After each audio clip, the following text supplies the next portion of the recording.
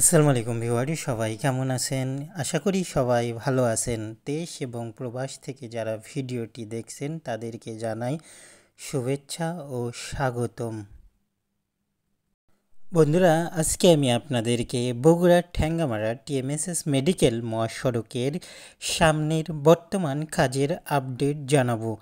আশা করি পুরো ভিডিও জুড়েই আমার পাশে থাকবেন। ঠ্যাঙ্গামারা টিএমএসএস মেডিকেল মহাসড়কের 100 গজ দক্ষিণে অবস্থান করছি। এখানে দেখতে পাচ্ছেন যে নতুন করে মাঝের 4 লেন মহাসড়কটি ঢালাইয়ের জন্য প্রস্তুত করা হয়েছে। বর্তমানে একটি লেন ঢালাই করা হয়েছে, পরবর্তীতে আরেকটি লেন ঢালাইয়ের জন্য প্রস্তুত হচ্ছে। আলেঙ্গা রংপুর 4 লেন মহাসড়ক প্রকল্পের আওতায় বগুড়ায় বেশ কিছু অংশের কাজ ইতিমধ্যেই শেষ হয়েছে, তবে ভূমি অধিগ্রহণের জটিলতার কারণে টিএমএসএস ঠ্যাঙ্গামারা মেডিকেল মহাসড়কের কাজ কিন্তু করা হচ্ছিল না। বর্তমানে আমরা দেখতে পাচ্ছি যে এখানে ভূমি অধিগ্রহণে সকল জটিলতা কাটিয়ে মহাসড়কটি প্রশস্তকরণের কাজ চলমান।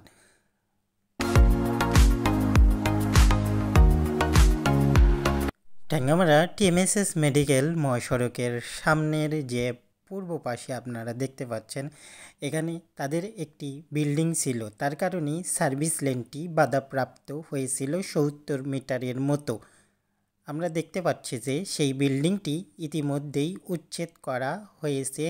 সার্ভিস লেনটিও নতুন করে ঢালাই করে সংযুক্ত করা হয়েছে আরেক পাশের লেনের সাথে।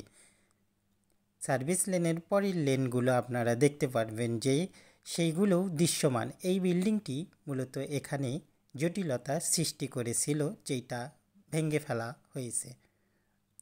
পাশে আপনারা দেখতে পাচ্ছেন যে মাঝের লেনগুলো ইতিমধ্যে ঢালাই করা হয়েছে এবং ঢালাইয়ের জন্য আরও বেশ কিছু রাস্তা রয়েছে।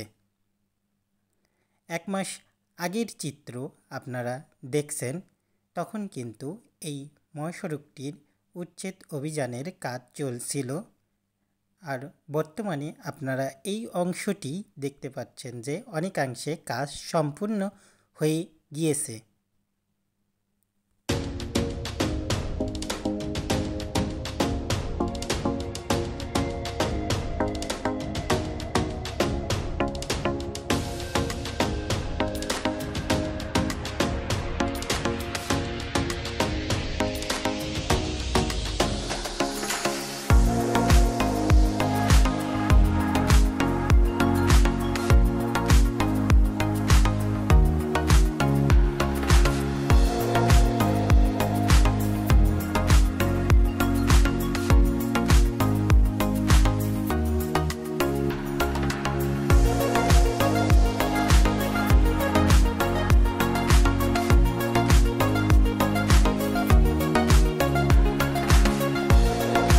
টিএমএসএস পেপার মেলের সামনে আমরা দেখতে পাচ্ছি যে মাঝের লেনের পুরাতন যে মহাসড়ক ছিল সেই মহাসড়কের কার্পেটিং তুলে ফেলা হয়েছে।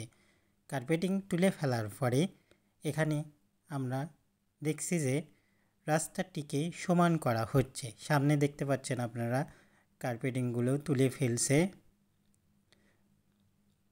তার পাশে আবার নতুন করে ঢালাইয়ের রাস্তা করা হয়েছে।